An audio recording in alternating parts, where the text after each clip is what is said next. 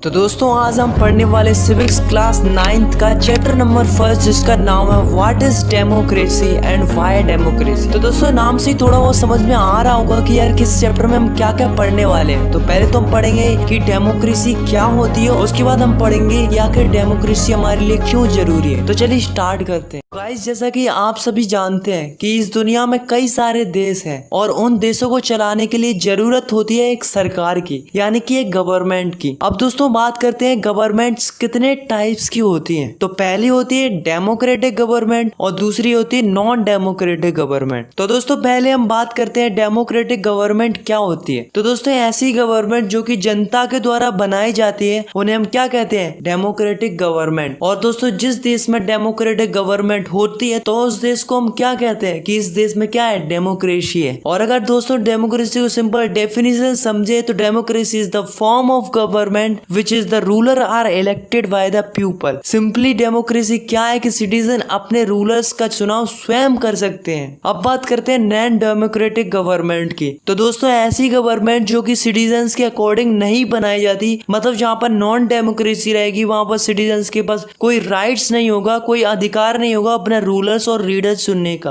दोस्तों जैसे कि भारत के पास में ही एक देश है जिसका नाम है म्यांमार। अब दोस्तों इस देश में होता क्या था कि यहाँ पर आर्मी रूल करती थी और जो आर्मी को लीड करता था, मतलब जो आर्मी का भी लीडर था, उसे ही वहां का रूलर भी बना दिया। किस कंट्री का, म्यांमार का। अब दोस्तों ऐसा तो हुआ नहीं होगा कि सिटीजन्स ने इनको वोट दिया हो, तो इसका मतलब क्या हुआ कि यहाँ पर डेमोक्रेसी हुई कि नहीं हुई, नहीं हुई। सिमिलरली एक और कंट्री है जिसका नाम है चिली। अब चिली में क्या होता है कि इसमें भी एक डिक्टेटर था जिसका नाम था बिनोजी। तो दोस्तों इसको भी लोगों ने इलेक्ट नहीं किया था। तो दोस्तों ये किसका एग्जाम्पल हुआ, ये भी नॉन डेमोक्रेटिक गवर्नमेंट का एग्जाम्पल हुआ। दोस्तों आपने कई बार ऐसी स्टोरीज तो जरूर सुनी होगी जिसमें एक राजा होता था, जब राजा बूढ़ा हो जाता था या फिर राजा की डेथ हो जाती थी तब जो राजा का प्रिंस होता था उसे ही वहां का राजा बना दिया जाता था। और दोस्तों इस सिस्टम को क्या बोलते हैं, मोनार्ची सिस्टम। और दोस्तों यही सिस्टम सऊदी अरेबिया के अंदर भी अपनाया जाता है। अब सऊदी अरेबिया में होता क्या है कि सऊदी अरेबिया में किंग रूल करते हैं। अब जब किंग रूल करते हैं तो इसका मतलब ये तो नहीं है कि उनको सिटीजन्स ने वोट देकर किंग बनाया हो। तो दोस्तों ऐसा नहीं है, बल्कि वो तो इसलिए रूल करते हैं क्योंकि उन्होंने एक रॉयल फैमिली में जन्म लिया है।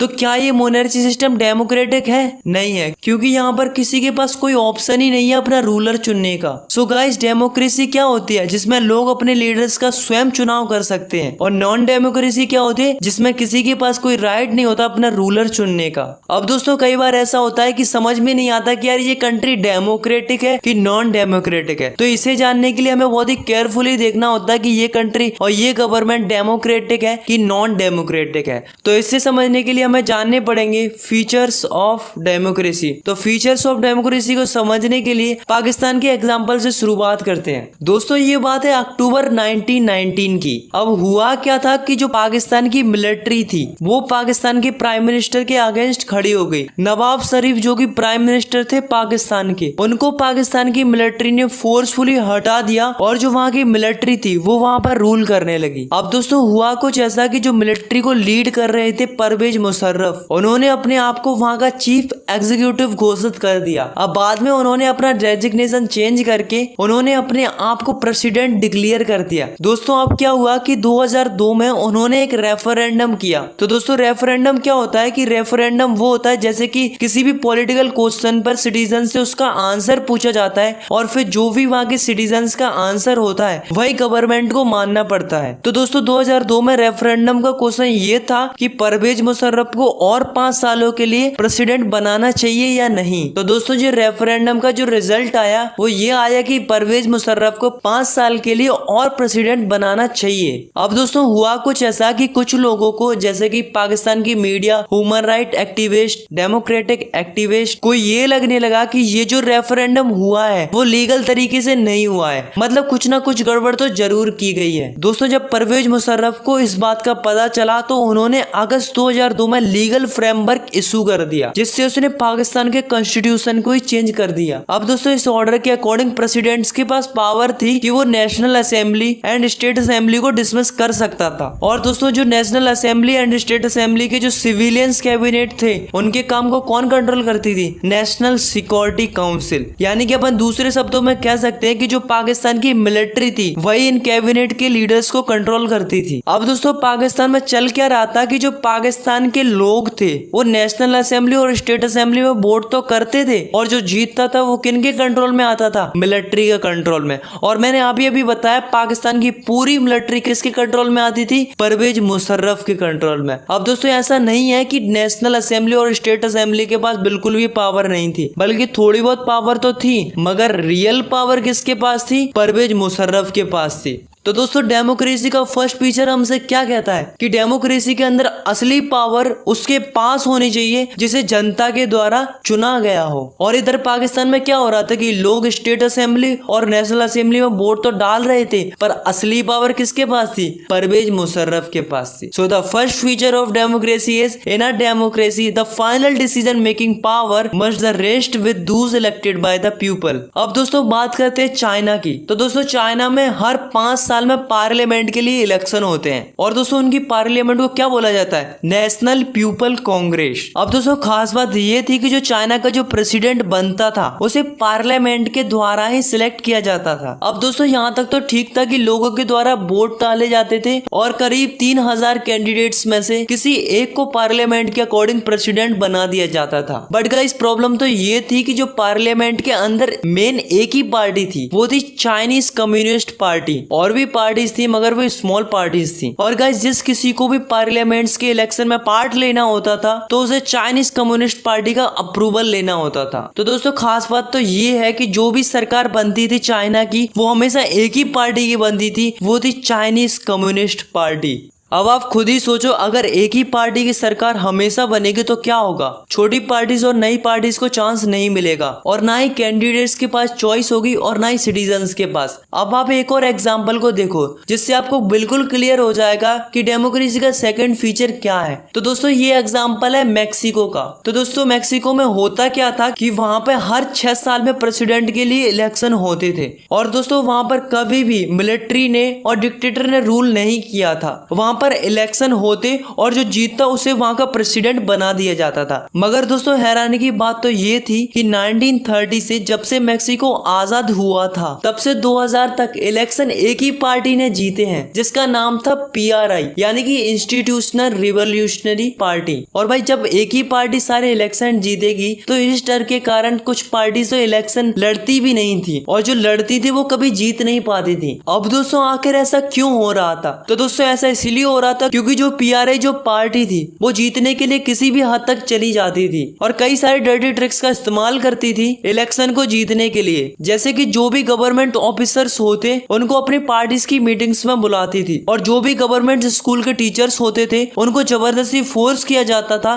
जिससे टीचर्स बच्चों के पेरेंट्स को PRI में वोट डालने के लिए इंकरेज करें। और दोस्तों PRI जो पार्टी थी वो काफी ज्यादा पैसा भी स्पेंड करती थी अपने कैंडिडेट्स के एडवर्टाइजमेंट्स के लिए, जिससे क्या होता था जितनी भी न्यूज और मीडिया होती थी वो केवल PRI की अच्छी बातें ही टेलीकास्ट करती थी और बाकी पार्टीज को इग्नोर किया जाता था। और तो और दोस्तों कई बार तो ऐसा होता था कि लास्ट मिनट में आकर जो अपोजिशन पार्टीज के पोलिंग बूथ होते थे उन्हें एक जगह से दूसरी जगह शिफ्ट कर दिया जाता था, जिससे क्या होता था कि वोट डालने में सिटीजन्स को काफी ज्यादा दिक्कत फेस करनी पड़ती थी। अब भाई इन सब कंडीशंस को देखने के बाद आप समझ गए होंगे कि भाई अपोजिशन पार्टीज के पास तो कोई चांस ही नहीं था जीतने का। तो भाई देख रहे हो क्या हालत थी। तो दोस्तों आपने पहले एग्जांपल में देखा कि चाइना के लोगों के पास चॉइस नहीं थी क्योंकि वहां पर एक ही पार्टी थी जो कि थी चाइनीज कम्युनिस्ट पार्टी। और दोस्तों यही एक पार्टी थी जो कि कैंडिडेट्स को अप्रूव्ड भी करती थी। और दूसरे एग्जांपल में आपने देखा कि मैक्सिको के पास कई सारी पार्टीज की चॉइस तो थी मगर सिटीजन्स अपनी पसंद की पार्टीज को चूज नहीं कर पा रहे थे क्योंकि जो PRI थी वो पैसों की दम पर और पावर के बेसिस पर कई सारी डर्टी ट्रिक्स का इस्तेमाल करके इलेक्शन को जीतती थी। तो गाइज आप खुद ही बताओ कि जो ये इलेक्शन हुआ है क्या वो फेयर तरीके से हुआ है? नहीं ना। अगर होते तो शायद बाकी पार्टीज भी इलेक्शन को जीत सकती थी। तो दोस्तों इन दोनों एग्जाम्पल से हमें डेमोक्रेसी का सेकंड फीचर मिलता है, जो कि है a democracy must be based on a free and fair election where those are currently in a power have a fair chance of losing. मतलब ये दोस्तों हम अपनी कंट्री को डेमोक्रेटिक तभी कह सकते हैं जब हमारे इलेक्शन फ्री एंड फेयर हो। मतलब अगर सिंपल शब्दों में कहें तो इलेक्शन फ्री होने चाहिए और हॉनेस्टली होने चाहिए, जिसमें हारने और जीतने की प्रोबेबिलिटी बराबर होनी चाहिए। ऐसा नहीं होना चाहिए कि एक ही पार्टी मिसलीड करके हमेशा जीतती रहे और दूसरी पार्टीज को मौका ही ना मिले। सो इलेक्शन फ्री एंड फेयर होने चाहिए। तो दोस्तों आप समझते हैं थर्ड फीचर ऑफ डेमोक्रेसी। तो दोस्तों इसे समझाने के लिए मैं आपको कुछ कंट्रीज के एग्जांपल देता हूं। तो दोस्तों उस कंट्री का नाम है सऊदी अरेबिया, जिसे आप अच्छे से जानते हैं। अब दोस्तों इस कंट्री में होता क्या था कि 2015 से पहले सऊदी अरेबिया की किसी भी वुमेन को वोट डालने का अधिकार ही नहीं था। ऐसे ही एक और कंट्री और है जिसका नाम है एस्टोनिया। तो एस्टोनिया में क्या होता है कि एस्टोनिया में सिटीजन्स रूल ऐसे बनाए गए हैं कि जो रशियन माइनॉरिटी है उसे डिफिकल्टी फेस करनी पड़ती थी वोट डालने में। दोस्तों ऐसे ही एक और कंट्री है जिसका नाम है फिजी।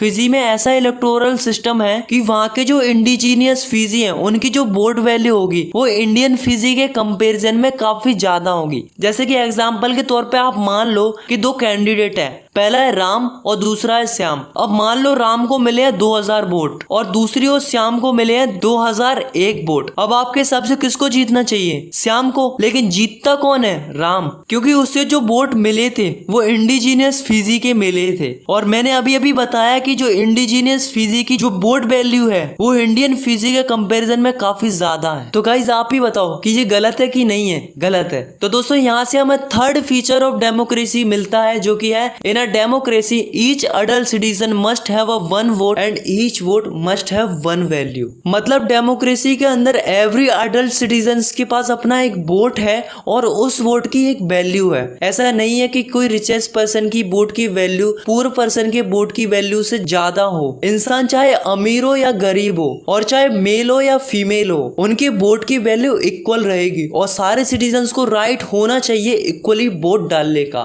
तो गाइज अब बढ़ते हैं डेमोक्रेसी के लास्ट फीचर की ओर, जो कि फोर्थ फीचर ऑफ डेमोक्रेसी। तो दोस्तों इसे समझने के लिए हमें जिम्बाब्वे कंट्री की कहानी सुननी पड़ेगी। तो चलिए दोस्तों जानते हैं आखिर ऐसा क्या हुआ जिम्बाब्वे में। तो दोस्तों जो जिम्बाब्वे था वो ब्रिटेन की कॉलोनी थी और जो जिम्बाब्वे के लोग थे उनके ऊपर व्हाइट माइनॉरिटी रूल करती थी। मतलब जो ब्रिटेन के जो गोरे लोग थे वो जिम्बाब्वे के सिटीजन्स पर रूल करते थे। दोस्तों 1980 एक ऐसी ईयर थी जब जिम्बाब्वे को इन व्हाइट माइनॉरिटी से आजादी मिली थी। मतलब 1980 को जिम्बाब्वे इंडिपेंडेंट हो चुका था। और दोस्तों जब से देश आजाद हुआ है तब से एक ही पार्टी ने जिम्बाब्वे पर रूल किया है, जिसका नाम है ZANU-PF। दोस्तों इस पार्टी ने जिम्बाब्वे की आजादी में अहम भूमिका निभाई थी। दोस्तों तब से ये देश आजाद हुआ है तब से एक ही लीडर रूल करता आ रहा है, जिसका नाम है रॉबर्ट मुगाबे, जो कि काफी ज्यादा पॉपुलर था। लेकिन ये इलेक्शन को फेयर तरीके से नहीं लड़ता था, बल्कि काफी सारी अनफेयर प्रैक्टिसेस का इस्तेमाल करता था इलेक्शन को जीतने के लिए। जैसे कि जो रॉबर्ट मुगाबे था उसने कई बार कॉन्स्टिट्यूशन में चेंजेस लाए, क्योंकि वो चाहता था कि मेरे पास ज्यादा से ज्यादा पावर आ जाए। और दोस्तों जो अदर पार्टीज के कैंडिडेट्स होते थे उनको हरेस किया जाता था और दोस्तों उनकी जो मीटिंग्स होती थी उनको भी डिस्टर्ब किया जाता था। दोस्तों अगर सिटीजन्स गवर्नमेंट्स के अगेंस्ट खड़े होकर प्रोटेस्ट करे तो उसे भी इलीगल माना जाता था।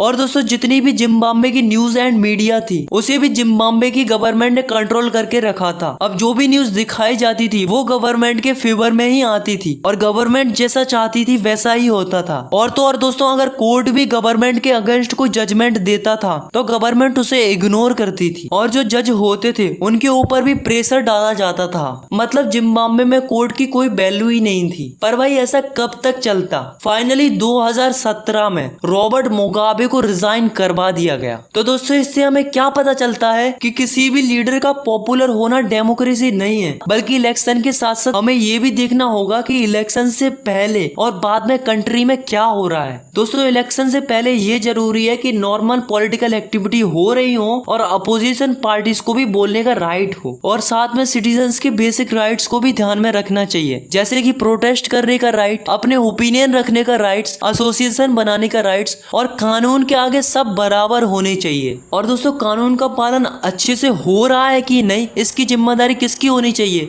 एक independent and well trained judiciary की, जिसकी बात सबको माननी चाहिए। सिमिलरली इलेक्शन के बाद जरूरी है कि भले ही किसी पॉलिटिकल पार्टी ने इलेक्शन को जीत लिया हो, तो इसका मतलब ये नहीं है कि वो पार्टी अपनी मनमर्जी करेगी, बल्कि कुछ बेसिक चीजें होती हैं जिसके बारे में उनको सोचना पड़ता है, जैसे कि जो माइनॉरिटीज होती हैं उनके राइट्स होने चाहिए। ऐसा नहीं होना चाहिए कि कोई भी पॉलिटिकल लीडर अपनी मनमर्जी से कोई भी डिसीजन ले ले, बल्कि जो भी डिसीजन लिया जाएगा वो कई लीडर्स के साथ डिस्कस करके और कंडीशंस के हिसाब से लिया जाएगा। मतलब डिसीजन लेने से पहले प्रॉपर वे में कंसल्ट करके ही कोई पॉलिटिकल लीडर डिसीजन दे सकता है। तो दोस्तों इससे हमें डेमोक्रेसी का फोर्थ फीचर मिलता है, जो कि है a democratic government rules within limits sets by constitutional law and citizens rights. यानी कि गवर्नमेंट को अपने मन से नहीं, बल्कि जो कॉन्स्टिट्यूशन लॉ होते हैं और जो सिटीजंस के राइट्स होते हैं, इनको ध्यान में रख के डिसीजन लेने चाहिए। तो दोस्तों अभी तक अपन ने इस चैप्टर से क्या पढ़ा कि डेमोक्रेसी क्या है, और साथ में हमने डेमोक्रेसी के 4 फीचर्स को भी देखा।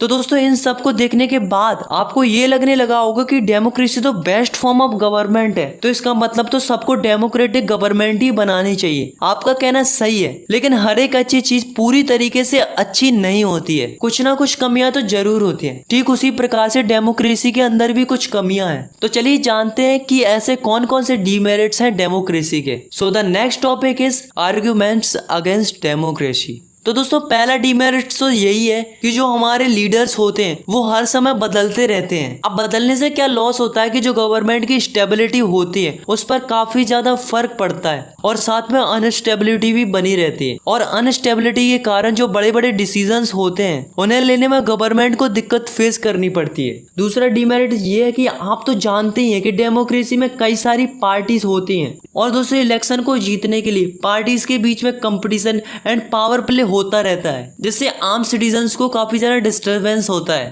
थर्ड डीमेरिट ये है कि डेमोक्रेसी में कोई भी डिसीजन लेने से पहले कई लोगों के साथ कंसल्ट करना पड़ता है, जिसकी वजह से कोई भी काम को करने में डिले हो जाता है। अब बात करते हैं फोर्थ डिसएडवांटेज की। तो जो लीडर इलेक्ट होकर आए होते हैं और उन्हें आपके बारे में और आपके इंटरेस्ट के बारे में बिल्कुल भी एक्सपीरियंस नहीं होता है, जिसकी वजह से बहुत से गलत डिसीजन भी ले लिए जाते हैं, जो कि सिटीजन्स के लिए काफी ज्यादा प्रॉब्लमेटिक साबित हो सकते हैं। दोस्तों जैसा कि हम सभी जानते हैं कि कंट्री में करप्शन तो होता ही है, लेकिन हम इसे खत्म नहीं कर सकते, बल्कि कम जरूर कर सकते हैं। तो डेमोक्रेसी का फिफ्थ डिसएडवांटेज क्या है कि डेमोक्रेसी में कई सारी पार्टीज के बीच में कंपटीशन बना रहता है, जिसके कारण कई सारे लोग हैं और कैंडिडेट्स हैं और पार्टीज हैं, वो जीतने के लिए करप्शन का इस्तेमाल करती हैं। और जो लास्ट डिसएडवांटेज बचता है वो है कि जो ऑर्डिनरी पीपल होते हैं उन्हें ज्यादा नॉलेज नहीं होती है डेमोक्रेसी की। उन्हें पता नहीं होता कि कौन सा लीडर हमारे लिए अच्छा होगा और कौन सा बुरा होगा। इस चक्कर में कुछ लोग गलत लीडर्स को चूज कर लेते हैं, जिस वजह से बाकी लोगों को भी लॉस होता है। दोस्तों कई सालों पहले ऐसा नहीं होता था। पहले क्या होता था, वोट डालने का अधिकार उन्हीं लोगों को होता था जो कि वेल एजुकेटेड होते थे और उनमें समझ होती थी कि कौन सा लीडर हमारे लिए सही है और अच्छा है। और दोस्तों प्रेजेंट टाइम में हमारी डेमोक्रेसी राइट टू इक्वालिटी को फॉलो करती है, और करना भी चाहिए, क्योंकि वोट डालने का अधिकार सबको मिलना चाहिए। फिर भी ये हमारे लिए एक डिसएडवांटेज तो है ही। आई होप आपको ये डेमोक्रेसी के 6 डिसएडवांटेज या फिर अपन कह सकते हैं आर्ग्यूमेंट्स या फिर ये भी कह सकते हैं डीमेरिट समझ में आ गए होंगे। तो दोस्तों ऐसा नहीं है कि डेमोक्रेसी के पास कोई मैजिकल पावर है कि वो सारी कंट्री की प्रॉब्लम को सॉल्व कर सके। तो क्या फिर कोई और ऐसी गवर्नमेंट है जो कि डेमोक्रेसी से बेटर है, जो हम चूज कर सकते हैं अपनी कंट्री के लिए? तो चलिए देखते हैं क्या कोई ऐसी गवर्नमेंट है जो कि डेमोक्रेटिक गवर्नमेंट से भी अच्छी हो सकती है, और साथ में हम ये भी जानेंगे कि डेमोक्रेसी के होने से क्या क्या एडवांटेज मिलते हैं।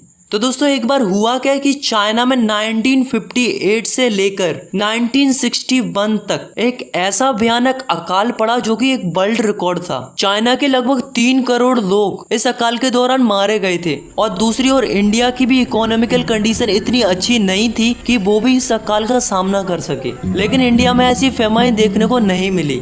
दोस्तों इकोनॉमिस्ट का कहना है कि जो ये फेमाइन टाइप्स की सिचुएशन अगर किसी कंट्रीज में आती हैं तो इसकी जिम्मेदार काफी ज्यादा गवर्नमेंट ही होती है। जैसे कि आप खुद ही देखो इंडिया में ऐसी कंडीशन देखने को क्यों नहीं मिली, क्योंकि इंडिया के पास डेमोक्रेसी थी और एक डेमोक्रेटिक कंट्री के ऊपर काफी ज्यादा प्रेशर होता है अपोजिशन पार्टीज का और मीडिया का, जिसकी वजह से इंडिया की गवर्नमेंट ने फूड सिक्योरिटी को टाइम पर रिस्पॉन्ड किया, जिस वजह से इंडिया को इस टाइप की सिचुएशन देखने को नहीं मिली। और दूसरी ओर चाइना में क्या हुआ कि चाइना में सिंगल पार्टी सिस्टम था। अगर वहां पर मल्टी पार्टी सिस्टम होता तो शायद ये अपोजिशन पार्टीज और मीडिया गवर्नमेंट को क्रिटिसाइज कर सकती थी और शायद उनके प्रेशर के कारण चाइनीज गवर्नमेंट फूड सिक्योरिटी को इतनी लाइटली नहीं लेती और फूड सिक्योरिटी को टाइम पर रिस्पॉन्ड करती, जिससे क्या हो सकता था कि करोड़ों लोगों की जान बच सकती थी।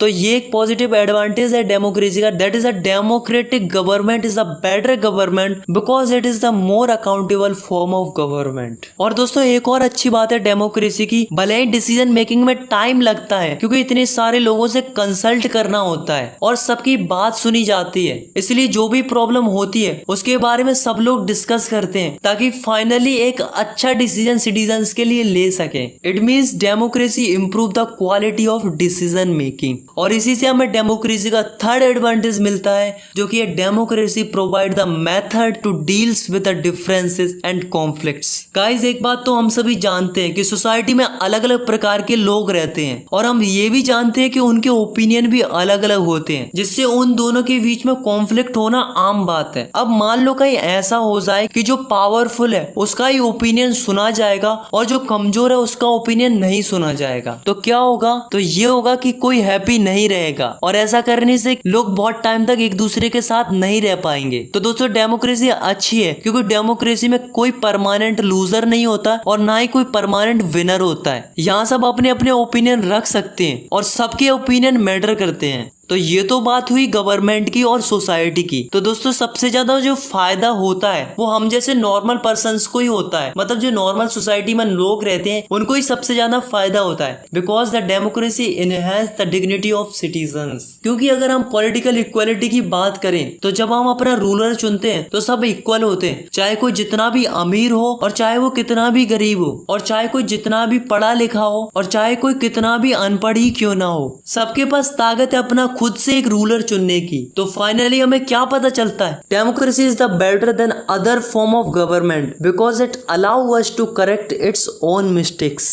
अच्छा आप ही बताओ, कोई भी कंट्री को रूल करने में मिस्टेक्स तो जरूर होंगी, चाहे वो कितनी अच्छी गवर्नमेंट ही क्यों ना हो, तो मिस्टेक्स तो गवर्नमेंट से होगी ही होगी। मगर डेमोक्रेसी की खास बात यह है कि डेमोक्रेसी में किसी भी गवर्नमेंट की मिस्टेक्स को छुपाया नहीं जा सकता है, क्योंकि डेमोक्रेसी में मीडिया के पास फ्रीडम होती है और साथ में अपोजिशन के लीडर्स भी खुल के गवर्नमेंट को क्रिटिसाइज कर सकते हैं। तो ऐसे में रूलर्स को अपना डिसीजन चेंज करना पड़ेगा, नहीं तो सिटीजन्स रूलर को ही चेंज कर देंगे। अब अगर दोस्तों आप ये सब चीजें नॉन डेमोक्रेटिक गवर्नमेंट से एक्सपेक्ट कर रहे हो तो नॉन डेमोक्रेटिक कंट्री में ये सब चीजें तो पॉसिबल हो ही नहीं सकती। ऐसे में डेमोक्रेसी के पास हर एक समस्या का सॉल्यूशन होगा ऐसा पॉसिबल नहीं है। अगर हम डेमोक्रेसी को अदर फॉर्म ऑफ गवर्नमेंट से कंपेयर करें तो हमें पता चलता है कि हमारे लिए डेमोक्रेसी बेस्ट है। So is the democracy is the best form of government. So guys हमें इस बात के लिए प्राउड फील करना चाहिए कि हमारी जो इंडिया है वो एक डेमोक्रेटिक कंट्री है। आई होप आपको ये चैप्टर समझ में आ गया होगा।